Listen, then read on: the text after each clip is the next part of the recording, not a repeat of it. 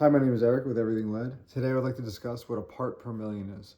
Part per million is a dimensionless term used to quantify minute levels of contamination.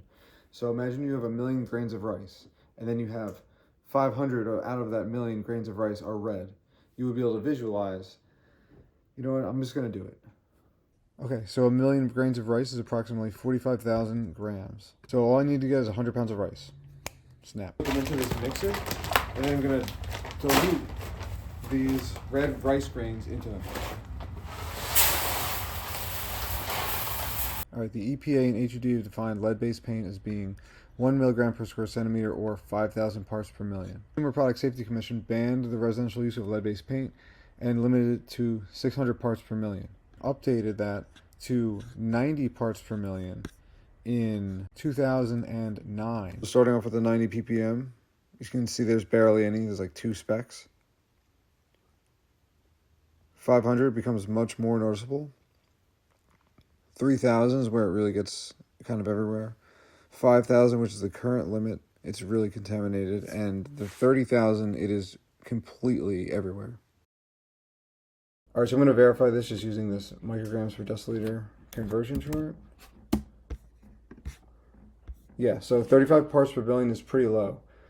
The current zeitgeist involves detecting lead in children's blood at a level of 35 parts per billion, which in my opinion is both difficult, expensive, and the last part is stupid, because children should not be poisoned and then tested. The environment should be tested first, and then the children will never be poisoned. So there's one more reason, which I had to put my glasses on because it's pretty complicated. Let's see if we can do it. Come on, technology, work your magic. So about half of the blood is water. The big issue with detecting blood lead levels is you have to remove all this stuff to begin with. It's a lot harder than detecting lead in water. Additionally, you can see this purchase order that I submitted to Thermo Fisher Scientific for an atomic absorption spectrometer just for lead, only for lead. And this is a pretty difficult machine to even use. They quoted me $64,000. They actually did not let me buy this machine because I wanted to ship to my house.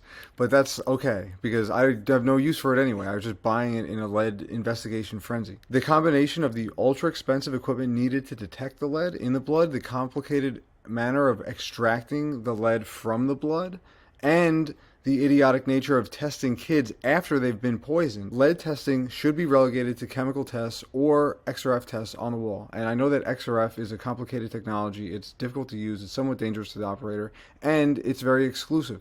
It's too expensive to deploy en masse. And for these reasons, I really believe in chemical tests. So use kits, not kids, to detect lead. Thank you.